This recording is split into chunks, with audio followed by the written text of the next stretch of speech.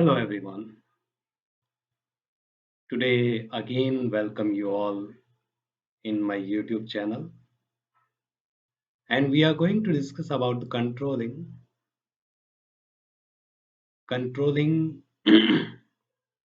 क्या है,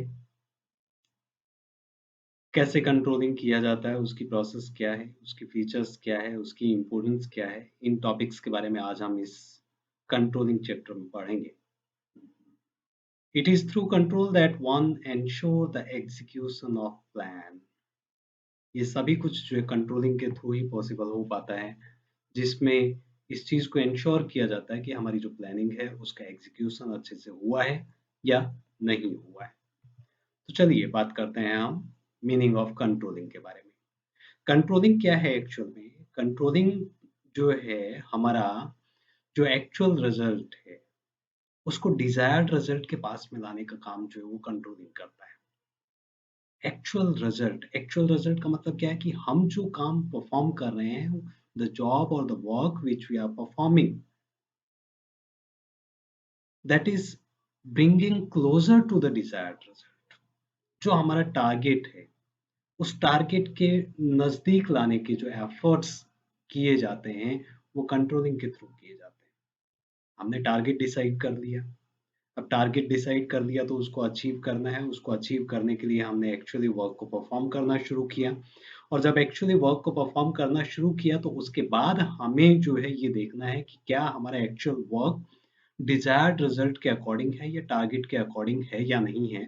ये सब चीजें हमें जो है कंट्रोलिंग के अंदर देखनी होती है। तो कंट्रोलिंग हमें जो है एक्चुअल रिजल्ट को डिजायर्ड रिजल्ट के नजदीक लाने का काम करता है। दूसरा हम क्या कह सकते हैं कि कंट्रोलिंग क्या है? Controlling is the process of bringing about conformity of performance with planned action. मतलब जो हमारी परफॉर्मेंस है उसको कंफर्म करना कि वो प्लान्ड एक्शन के अकॉर्डिंग हो रही है या नहीं हो रही।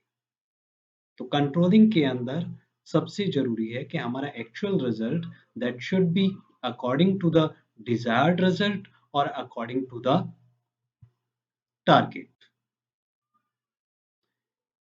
तो इसीलिए कहा जाता है कि जो डिजायर्ड ऑब्जेक्टिव है उसको अगर हम एफिशिएंटली अचीव करना चाहते हैं, इकोनॉमिकली अचीव करना चाहते हैं या सक्सेसफुली अचीव करना चाहते हैं रियल में, तो हमें क्या करना है? टाइम टू टाइम उस एक्चुअल प्रोग्रेस को हमें असेस करना है, उसका मूल्यांकन करना है टाइम टू टाइम, ताकि हम क्या कर सके, जो हमारे एक्सपेक्टेड रिजल्ट्स है या एक्सपेक्टेड प्रोग्रेस है उसको हम अचीव कर सके।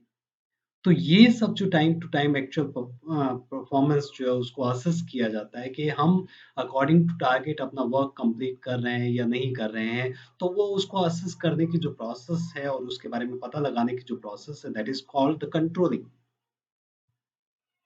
तो कंट्रोलिंग का मीनिंग यहाँ से समझ में आ गया होगा कि कंट्रोलिंग का मतलब क्या है। कि कंट्रोलिंग का मतलब है कि किसी भी ऑब्जेक्टिव को, डिजायर्ड ऑब्जेक्टिव को एफिशिएंटली, इकोनॉमिकली और सक्सेसफुली अचीव करने के लिए हमें उसको एक्चुअल जो प्रोग्रेस है उसको टाइम टू टाइम जो असेस करना पड़ता है। और टाइम टू टाइम असेस करके हम ये पता लगाते हैं कि एक्चुअल वर्क जो है वो अकॉर्डिंग टू टारगेट है या अकॉर्डिंग टू डिजायर्ड रिजल्ट है या नहीं है। So this is the meaning of the control. उसके बाद हम बात करते हैं फीचर्स ऑफ कंट्रोलिंग की। कंट्रोलिंग की कुछ फीचर्स हैं जिसमें हम बात करते हैं controlling is a fundamental management function. जो मैनेजमेंट है, मैनेजमेंट के 5 फंडामेंटल फंक्शंस हैं: planning, organising, staffing, directing, controlling. Controlling जो है वो मैनेजमेंट का एक फंडामेंटल फंक्शन है और लास्ट फंक्शन है मैनेजमेंट का। दूसरा इसमें है परवेसिव फंक्शन। जो कंट्रोलिंग है that is a pervasive function. Pervasive function means controlling is required in business as well as in non-business organizations. In all type of organizations, the controlling is required. तो इसमें controlling is a continuous activity। जो controlling है वो continuous activity है, लगातार चलने वाली प्रक्रिया है, वो लगातार चलती रहती है, हमेशा चलती रहती है। ऐसा नहीं है कि कंट्रोलिंग हम जो है एक बार ही लास्ट में जाके कर लेंगे, कि एक्चुअल परफॉर्मेंस जो हमने डिजायर्ड रिजल्ट डिसाइड किया है 1 मंथ का 1 महीने के बाद में जाकर के हम देखें कि हमारा रिजल्ट जो है वो अचीव हुआ कि नहीं हुआ, या डिजायर्ड ऑब्जेक्टिव जो है वो अचीव हुआ कि नहीं हुआ। अगर हम उसको 1 महीने के बाद में चेक करेंगे तो हम जो है उसको अचीव नहीं कर पाएँगे। हमें पहले दिन से ही शुरू करना पड़ेगा, जिस दिन से हमने एक्चुअल परफॉर्मेंस को शुरू किया है, उसी दिन से हमने जो एक्चुअल परफॉर्मेंस को मेज़र करना और टारगेट्स के साथ कंपेयर करना शुरू करना पड़ेगा।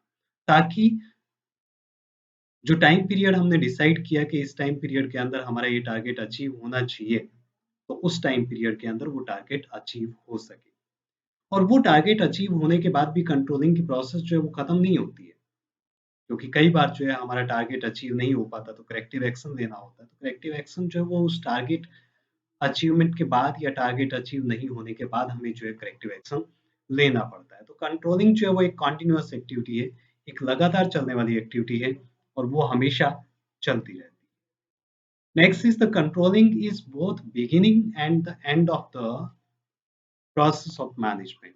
जो कंट्रोलिंग है वो बिगिनिंग भी है, मतलब शुरुआत भी है मैनेजमेंट प्रोसेस की। शुरुआत कैसे है कि जैसे टारगेट हम स्टैंडर्ड डिसाइड करते हैं, तो स्टैंडर्ड जो है हम डिसाइड करते हैं किसमें, मैनेजमेंट के फर्स्ट फंक्शन में, प्लानिंग के अंदर।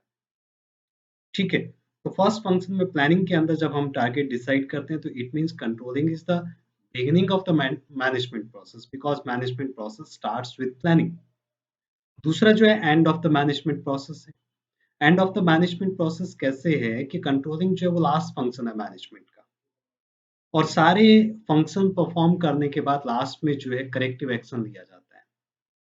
तो लास्ट में जब करेक्टिव एक्शन लिया जाता है तो it means that is the end of the management process, because management process starts with planning, starts with target or the standards which we are deciding in planning, and ends with controlling. उसके बाद इसमें है controlling is related to results. जो controlling है वो result से related है। Results means जो हमें जो टारगेट दिया गया है उसके बाद हम जो एक्चुअल परफॉर्मेंस को मेजर करते हैं, जो एक्चुअल परफॉर्मेंस को मेजर किया जा रहा है that is the target, that is the result. तो ये जो रिजल्ट है इस रिजल्ट से रिलेटेड है। जब तक हमारे सामने रिजल्ट नहीं होगा we can not do the controlling, because controlling जो है वो किससे रिलेटेड है, रिजल्ट से। जब हमारे पास रिजल्ट होगा तभी हम उसको टारगेट के साथ कंपेयर कर पाएंगे, तभी हम जो है वेरिएशन का पता लगा पाएंगे। जब हमारा रिजल्ट हमारे सामने नहीं है तो हम किस चीज को टारगेट के साथ कंपेयर करें। तो ये हमारी जो है कंट्रोलिंग की कुछ फीचर्स थी। ठीक है, तो ये इसको जो है इस तरीके से पिक्चराइजेशन के माध्यम से जो एक्सप्लेन किया गया है। Controlling is a fundamental management function. Fundamental management function means जो 5 मेन फंक्शंस है उन्हीं में से एक फंक्शन है कंट्रोलिंग। दूसरा परवेसिव फंक्शन, सब जगह भी इसका यूज होता है, होम में, बिजनेस में, स्कूल्स में। ठीक है, आर्ग्यूमेंट्स के द्वारा everywhere the controlling is used. इसी टाइप से कंट्रोलिंग कॉन्टिन्यूस प्रोसेस है, वो लगातार चलने वाली प्रक्रिया है, कभी खत्म ना होने वाली प्रक्रिया है ये। Controlling is both beginning and and of the management process. Planning से शुरू होता है मैनेजमेंट प्रोसेस और कंट्रोलिंग पे आकर के मैनेजमेंट प्रोसेस जो है वो खत्म हो जाता है। तो प्लानिंग, जो टारगेट जो डिसाइड किए जाते हैं वो प्लानिंग में डिसाइड किए जाते हैं, वहां से शुरू होकर के कंट्रोलिंग पे आके ये खत्म हो जाता है। और कंट्रोलिंग जो है वो रिजल्ट से रिलेटेड है। जब तक हमारे साथ पास रिजल्ट नहीं होंगे तब तक हम जो है कंपेयर नहीं कर पाएंगे किसको, एक्चुअल परफॉर्मेंस को, किसके साथ, रिजल्ट्स के साथ, सॉरी एक्चुअल परफॉर्मेंस को स्टैंडर्ड के साथ। उसके बाद है इसमें importance of controlling. Importance of controlling के अंदर सबसे पहले जो है अकम्प्लिशिंग ऑफ ऑर्गेनाइजेशनल गोल। जो कंट्रोलिंग है वो हमारी हेल्प करता है ऑर्गेनाइजेशनल गोल को पूरा करने में, अचीव करने में। जो ऑर्गेनाइजेशनल गोल है उसको अचीव करना है, उसको पूरा करना है, तो उसके लिए कंट्रोलिंग की हेल्प चाहिए हमें। क्योंकि जो हमने टारगेट या गोल जो हमने डिसाइड किया है that goal can be achieve by measuring the actual performance, by comparing that actual performance with the standards। Means time to time हमें असेस करना है, मूल्यांकन करना है, उसके बाद ही हम जो है जो ऑर्गेनाइजेशनल गोल है उसको अचीव कर पाएंगे। जजिंग एक्यूरेसी ऑफ स्टैंडर्ड, हमारे जो स्टैंडर्ड है, टारगेट है, वो एक्यूरेट है या नहीं है, उनको भी हम जज कर सकते हैं with the help of controlling. Actual performance को जब हम कंपेयर करेंगे, तो वेरिएशन जो है वो अगर ज़्यादा आता है तो इट मीन्स हमारा जो स्टैंडर्ड्स है, वो एक्यूरेट नहीं भी हो सकता। ठीक है? तो अगर डिफरेंस ज़्यादा रहेगा तो it means the standard is not accurate, तो स्टैंडर्ड को दोबारा से डिसाइड करने की ज़रूरत है, तो उस केस में हम जो है दोबारा से स्टैंडर्ड को जज कर सकते हैं। Making efficient use of resources, जो रिसोर्सेज़ है उनका यूज़ जो है एफिशिएंट होता है क्योंकि करेक्टिव एक्शन लिए जाते हैं। Positive and negative both type of actions are taken in controlling. तो जब हमें पता है कि एक्शन लिए जाएँगे, अगर हम काम को कंप्लीट नहीं करते हैं तो भी एक्शन लिया जाना है, काम को कंप्लीट किया जाता है तो उस केस में जो है पॉजिटिव एक्शन लिए जाने हैं। So action will be taken by the management. So we have to complete the work, we have to use the resources efficiently, or you can say the optimum utilization of resources is possible. Improving employees motivation भी improve होता है जब employees अपने target को achieve करता है तो automatically जो है जो employees है उनका morale boost होता है और वो अपने आप को motivated feel करते हैं और वो और ज़्यादा अच्छे से next time जो और ज़्यादा अच्छे से अपने objective को achieve करने की कोशिश करते हैं। इंश्योरिंग ऑर्डर एंड डिसिप्लिन, जो कंट्रोलिंग है वो ऑर्डर को इंश्योर करता है, डिसिप्लिन को इंश्योर करता है।